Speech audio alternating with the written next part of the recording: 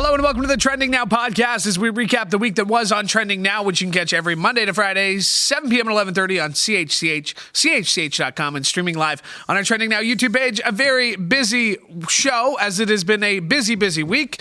So let's jump right into it. With Emily Tayler, she is producing Trending Now this week. And Emily, first show of 2025. Here we are, a couple of weeks into it, but we've done it. We've made it. We got there. Yeah. And sometimes when these weeks are flying at you fast and furious, especially around inauguration time, we can remember 4 years ago and 4 years before that, you got confirmation hearings. We had the wildfires. We had all these things happening.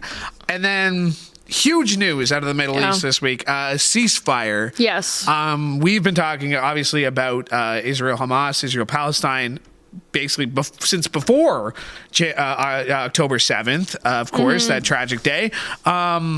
Huge news this week. Yeah, no, this is what we've been waiting for 15 months. And there was some idea that it might happen in this intermittent period between Biden and Trump, but I wasn't expecting it. I mean, there's been a lot of other times that ceasefire talks have been going really well, and then the last second nothing happens. So I wasn't expecting it to come out this week, but here we are. Even this deal was one that was pretty similar to the one that they had agreed upon back in May, I believe. Yeah. Trump's taking credit, obviously. Obviously. You saw Biden with Anthony Blinken and Kamala Harris, like right beside him.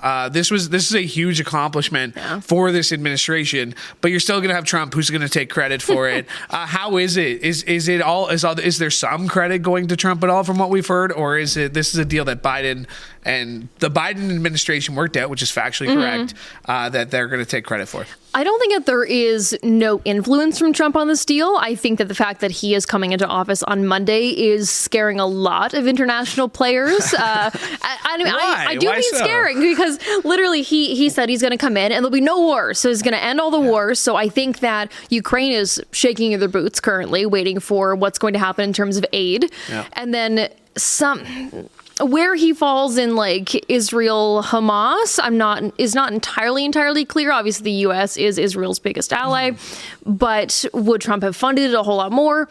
Not entirely clear. There's some Johnson, Speaker of the House, said he would. Doesn't matter. Now it's all over. I think that people were rushing to get this done sort of before he came in office. I think that's a fair point. I think especially the Biden people trying to they can hang their hat on this ceasefire, regardless of whether Trump is going to take the credit. I saw some numbers that, Trump is very, very much more popular than he was when he came in office in 2017, obviously, because he won an election after he lost an election. And we're starting to see his picks have some confirmation hearings. Pete Hegseth, one of them. This was totally expected to be a contentious hearing. We know that Pete Hegseth, we know the allegations against Pete Hegseth that we've heard, drinking on the job, sexual assault complaint that was worked out through an NDA. I'm trying to be careful with my words here. You're right. No, that's correct. It was a financial settlement, not a criminal charge. Yes. But Pete Hegseth, it looks like he's going to go through, despite the fact that he was pretty evasive in his answers on Monday. Yeah, I think that's a fair characterization of it. I don't think that there'll be anyone who doesn't make it through because Matt Gaetz isn't running anymore. That was the one that everyone's like, I don't know about that one. But usually you don't even go to these confirmation hearings if you don't have a good idea of getting through. And the numbers are in his favor, frankly. Yeah. It's pretty close in the Senate. He can only lose 3 votes for the Republicans. But if Republicans stay united, he's totally fine. If he loses 3 votes, he has a Republican Senate leader who will just tie break and he will be fine. So odds are in his favor, even though, some interesting answers. Yeah. And Joni Ernst, of Iowa, the senator from Iowa, she is a past military person. She's a woman who served. So there were comments that Pete Hegseth had made relatively recently about women serving. And she was sexually assaulted while in the military. 2 things that they thought were going to be big issues for her. She came out after after this confirmation hearing and said, I'm a yes. Like, there's no question. Yeah. So, and then you mentioned the three. There are three, or Lisa Murkowski might, Chuck McConnell, or Mitch McConnell, maybe Susan Collins. But this was going to be the tough one. Maybe Cash Patel and the FBI might be tough too. But what did you make of the hearings? Like, Democrats had to be ready. They came with their questions. They did. What'd you make of the Democrat line of attack, which we're going to be hearing a lot over the next 4 years? Yeah, I think these are fair criticisms, but frankly, in the same way that they were attacking Trump for similar things, like similar allegations, not as much drinking on the job, more so the sexual misconduct, though his has been proven in court. But we already know who he is. Trump knows who he is. That's why he picked him.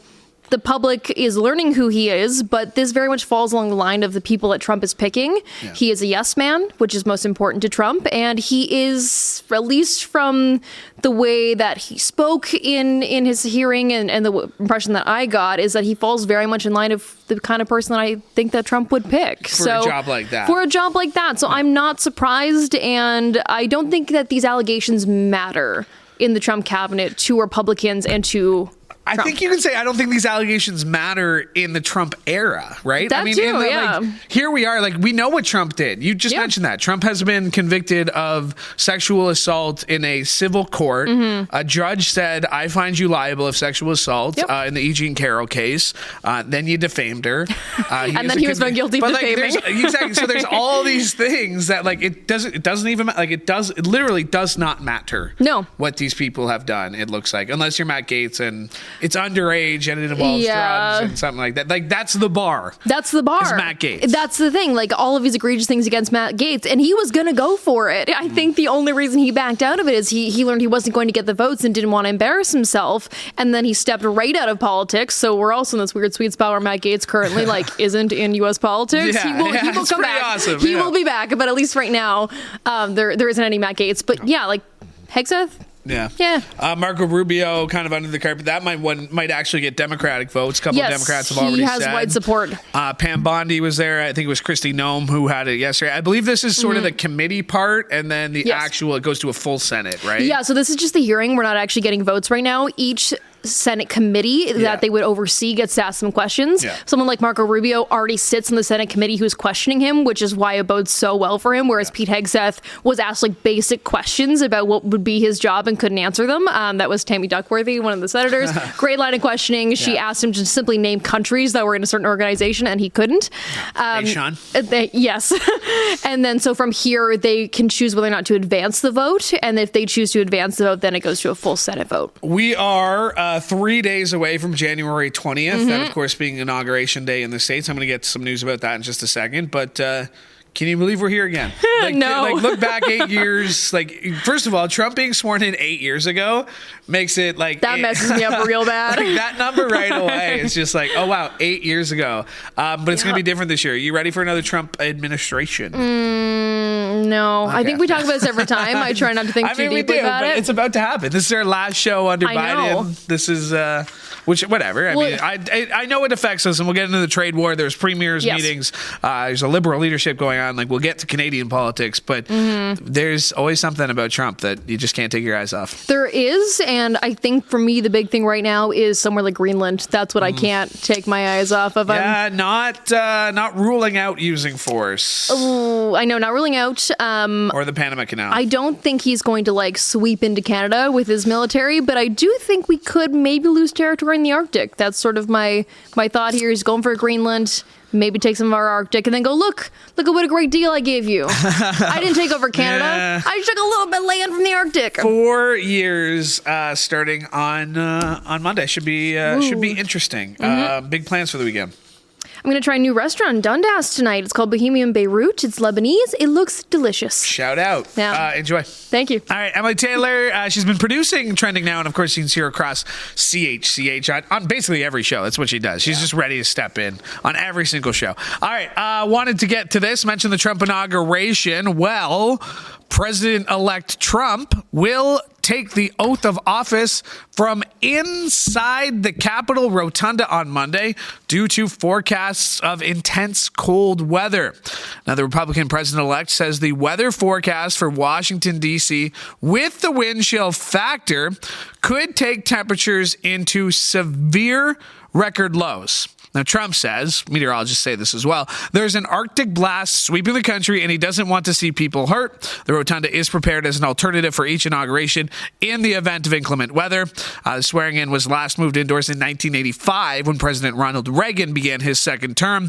Monday's forecast calls for the lowest inauguration day temperatures since that day. And we should also get some pretty cold temperatures here as that blast of Arctic air hits us. But Shelley Marriage will probably have all that on the evening news tonight. All right. Now joining the show, our friend, Manesa Dhanabalan. Our friend. You're our friend, right? You're a friend of the show. Yeah, just not a friend of yours. That's how we're starting it today, everyone. Happy New Year, Louie. Happy New Year to us. I'm going into 2025 with good thoughts. Oh, clearly. Obviously, your positivity is through the roof. Big news out of the U.S. Supreme Court today. The story we've been following, there's been this deadline of January 19th was the deadline. Yep, for TikTok. For TikTok to be sold by ByteDance to an American company. It could still happen in the next 48 hours. It could still happen, but at the same time, ByteDance has said that they don't want to sell. And even if they are going to sell, is China going to approve the sale? Because a big thing for ByteDance is their algorithm. Yeah. And that's something they don't want to give up. So it's like, what's going to happen? And the funny thing is, technically Sunday, if the ban goes through, like what really happened Sunday, because it's supposed to go through and like Biden's government has said that, it's going to be Trump who's going to be kind of like taking that on and seeing Trump gets... Who's going to enforce whatever the rule is. Yeah, and he gets sworn in on Monday. Yeah. So like that whole 24-hour period of Sunday, it's like, what is happening? What is happening? What is going to happen? You talked to Carney Levy today, yes. Our wonderful tech expert. Wonderful tech expert. What did he say? What does he make of this? So he was saying how like it's not going to be like a whole like red button issue, right? Like there's like a bunch of different things that can happen. So somebody could buy, and if Mr. that's the Beast case, has said he wants to buy. Yeah, Elon Musk, Kevin O'Leary, who I am pretty sick of Kevin O'Leary. Why is that? He's everywhere. He's like Canada's spokesperson at this point. And at the end of the day, it's like, get out of here, bud. Like, you don't even live here. Like, maybe he does. I definitely know he's got a cottage somewhere because him and his wife were involved in a bit of an incident. But, why? You like Kevin O'Leary? No, I just want to know why. Okay. No. I was just like... I'm not trying to defend him or anything. Yeah, no. I'm just saying, like, I just want to know why. He's just everywhere. He might buy it. So the ByteDance is saying they won't sell it. They don't want to, but they're kind of like in a position where they kind of have to. And like then in the midst of all of this happening, Trump went on social media and Truth Social. And he said, like we have to honor the Supreme Court's decision, but he's like, I will have a decision on TikTok in the not too distant future. So, but he's always been against it, but now all of a sudden he's not against it. So. Well, that's because people on it. Trump will listen to the last thing people say to him. So if someone says TikTok good, he'll be like, TikTok good. That's kind of how it works. So if Apple... will Apple and Google... Will they take it off their stores? Is there any indication that it's not going to be made available to download? Is it not going to work? Like, how do we know what's going to happen? Or? I did this interview about 2 hours ago, and I genuinely am blanking out. But there is an answer tonight on Trending Now at 7. I did ask that question of what's happening, so tune in. Actually, if you're watching this on YouTube, just look for the clip on TikTok. Because, that'll be the big question is whether or not it'll stay on Google's Play Store or the Apple App Store. So what they're saying right now is that there's just not, it's going to be there, but like newer people who want to go download the app, they're not going to be able to do it, and there's going to be no updates on it. Okay, so they're not going to delete it from your phone. Yeah, no. But they won't push updates. Yeah, it's not going to be like you open your phone and all of a sudden the spot where the TikTok was is not there anymore. Just because you're working on 100 stories a day. The app, sorry. The app. I did want to touch real quick. Wait, what were you going to say about 100 stories a day? That's what you're working. You're working on 100 stories a day. I thought you were going to diss me right now. Like I'm waiting for you to be mean to me. Slip your mind as I put you on the spot here because we don't these are my notes, people. Like these are my notes. Actually, out of doing these podcasts all these weeks, I should really come in with some papers, but I always forget. There's actually no real writing on these papers. It's just scribbles. They're like affirmations. I'm trying in 2025. Like you are strong. You are like that's all these things are. Affirmations for you? Yeah. Oh, you must need those. 2025. I'm sure nobody ever says anything. That was such a sassy look. We should have gotten that on the one cam. We should have got that on the just the one shot of her. You gave like a little very great. eyebrow You are very twitch. talented. No, you gave like an eye. Thank you. Oh, thank you. Did we get that on tape? No, okay. you could delete that off. It's just we got. Thanks. Random director in my ear. I did want to talk about the California wildfires. Yes. Obviously, the devastation has been incredible this week. Despite efforts, strong winds keep picking up. You've seen the viz, you've seen the pictures. This is one of the most devastating natural disasters in American history. It's crazy because it's just, we all saw that video of like all the cars that were just getting bulldozed out of the way. Yeah. Because, people just had to literally just stop and just run. Yeah. It's really sad to kind of watch, and the fact that like even inmates were being paid and volunteered to go battle the fires as well. But it's also kind of like shining a lot of issues on what like their what's the best way to say it? Basically their infrastructure and their all operations. The reports of running out of water. Yeah, and their services, and like I correct me if I'm wrong. I heard something about them not having like enough. What is it? Fire crews? I could believe it.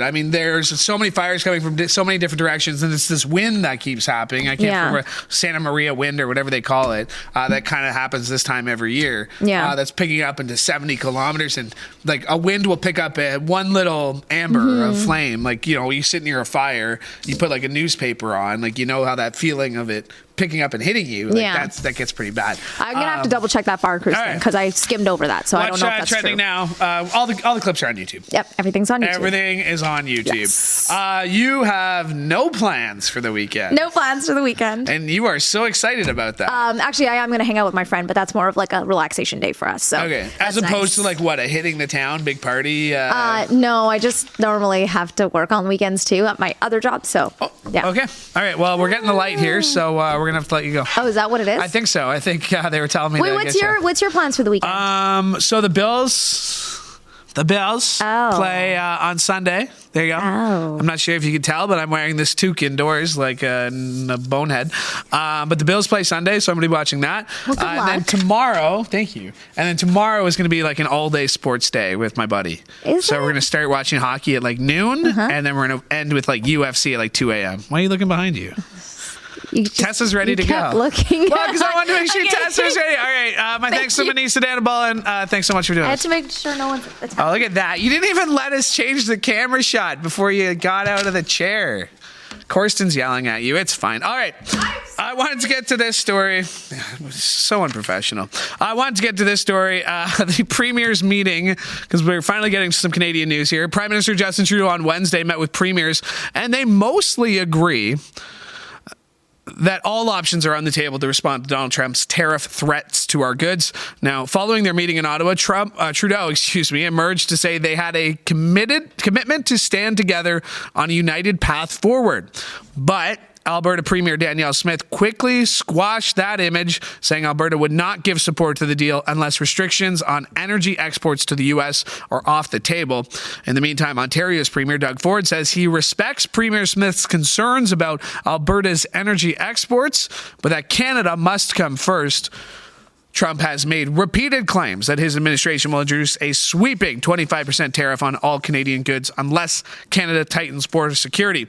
There's been a lot of Trudeau this week, whether it was at the Premier's meeting, whether it was him in Kingston yesterday, Windsor yesterday, wherever he was. Windsor, I want to say. I should know. But it's the other Liberals that are getting all the headlines. And to discuss that, we bring in Tessa. What's up? Not much. Happy it's Friday. Happy it's Friday. I know. You are a full-time reporter, of course. Of course. You've been doing this now a month? 2 whole weeks. 2 whole weeks? Well, I say 2 weeks because it's only been 2 weeks of trending now every day. Yeah. I guess a month of actual full-time reporting. How have you adjusted to full-time? It's good. I mean, having a regular-ish because I know the hours are not normal, but like Monday to Friday, life-changing. You got a new car. I did. Yes, thank you for bringing her up. Her name is Deb. So you named it right away. You named her right away. There was a sign. I had to because my license plate is Deb. So, Well, don't give everyone your information. Well, let's not tell what kind of car or make or model well, it is also, now. do you know how many other license plates have Deb on them? I don't know. But you're loving it. I am. Okay. It's very Congratulations on your new car purchase. I did want to get that just so people know a little bit about you, that you have a new car. Yes. But I did want to talk about the Liberal leadership race. Obviously, big day today. We just saw Mark Carney on our screen here making it official yesterday. Mark Carney running for the Liberal leadership. We kind of assumed he would, but big news making it official. Yes, yeah, he launched his whole campaign yesterday in Edmonton, which is where he grew up. His dad also ran for the Liberal Party in Edmonton in the 80s, so he chose a significant place. And he had kind of teased that he was going to be running on The Daily Show earlier this week with Jon Stewart, which... People kind of saw a different side of Mark Carney. It was kind of interesting. He had some good quip with Jon Stewart. People thought he was funny. And then yesterday he launched the full campaign. Obviously, he has a background in finance, being an economist, the former Bank of Canada governor, Bank of England governor. So he really made it clear the economy is his number one priority, though he didn't get into too much detail yesterday. You mentioned the Monday appearance on Jon Stewart. Yes. I did watch the full 20 minutes on Tuesday. It's a little too late for me to watch at night, but the Tuesday I watched the full interview. Like you said, he came off friendly. He came off like a sense of humor. Is it concerning that it was with an American TV program? Like, that's the other part of it, is that, like, within like a week you had two likely candidates who are going head to head. Mark Carney, maybe if he wins this, on a very friendly show in The Daily Show. You had Pierre Poilievre on a very friendly show with Jordan Peterson. Like, do you feel like this is going to be one of these elections where people just stick with, like, the people they like, and that's how they're going to get their message out? I think they have to kind of branch out. I mean, politics has come to a point now where a lot of people that you have voting for you are not just going to already know who you are, especially in the case of Mark Carney. And, I think...